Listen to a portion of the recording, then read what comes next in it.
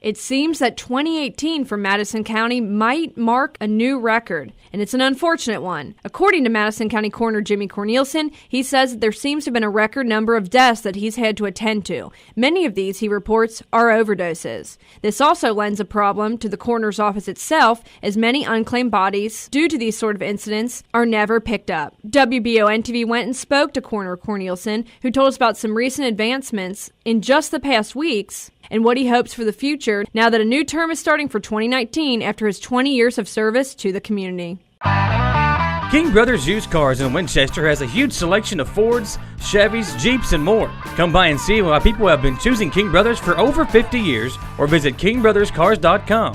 Family owned and time tested since 1966. So obviously there's been a recent influx of overdoses. That pretty much goes without saying. But you also have a bunch of bodies here, almost a surplus, right? Can you kind of explain what's going on? Well, at the present time, I only have one. I feel like I'm empty, to tell you the honest truth. But and you brought up the drug issue. It's not all drug related, but a lot of it is. You know, what happens is these people die, and they're either on the streets, and they don't have anything. I mean, they have nothing. We'll pick them up and they don't have an ID in their pocket. They don't have a nickel in their pocket.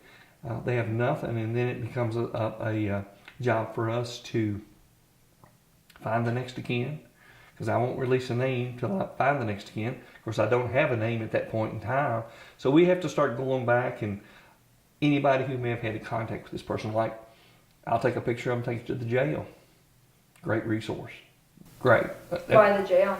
Because a lot of them have been incarcerated, so they've had their picture taken. If you get a court order to cremate somebody, let's say that I find out who they are.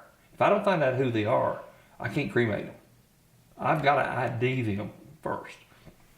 But let's say that I do ID them and know who they are, and maybe even find family.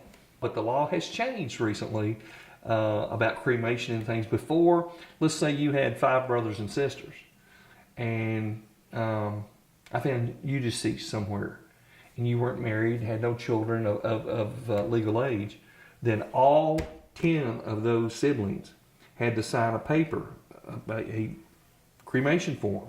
All of you had to sign it to be cremated, even if the family wanted to cremate you. All of you had to sign it. Well, there's people all over the world, you know. So now they've reduced that number and what we can do with that. There's families who say we don't have anything. You know, we don't know what we're supposed to be doing. You know, what I try to do with those folks is we just try to find a happy median and say, here's what I can do for you. This is the cheapest way for you to go. I will try to hook them up with somebody so that they can take care of that. Because this county is not set up to take care of indigent bodies. And as far as identification, it's kind of ironic. Since the last time I did one of these, I got a call from state police yesterday in Frankfort Intelligence Unit, and this lady told me who she was, and she had seen the thing on TV, and she says, I have great resources through the Kentucky State Police, to Miss Bales was her name, to help people find a next of kin. And she said that she had been helping a couple of larger departments in Kentucky, and she'd be more than willing to help me. It's our responsibility, manner, and cause of death. You know, why are you dead? Is it homicide, suicide, accidental death? What's a contributing factor, and all those sort of things. But as far, that's it. We really, really maybe need to get legislation that states if you're incapacitated, if you're in a healthcare facility, you know, the monies need to be set aside. If you don't have any next of kin, you know, lots of people, they've got their funeral home who to call. Right on. You call the funeral home, they've got what we call pre-arrangements, and that's what they do. As a department, if you will, of coroners, as an association, 120 coroners in the Commonwealth of Kentucky, we can do things that'll help us, okay? Solve these problems. It's going to take a push from all of us. It's going to take legislation. I don't know how anybody could oppose putting that on your driver's license. we're going to push this idea. Let's go for it. What can they say? No. Been told no before. So hopefully, with the state police intelligence unit, I'm going to send them some information today on my guy I've got in here. Maybe we can solve a few more of these things, but it's going to grow. I talked to Carlos about overdoses, and I feel like 2017 was worse than this year as far as overdoses. But for you, as far as runs and calls, maybe. Oh, it's higher. This is the highest year. Yeah.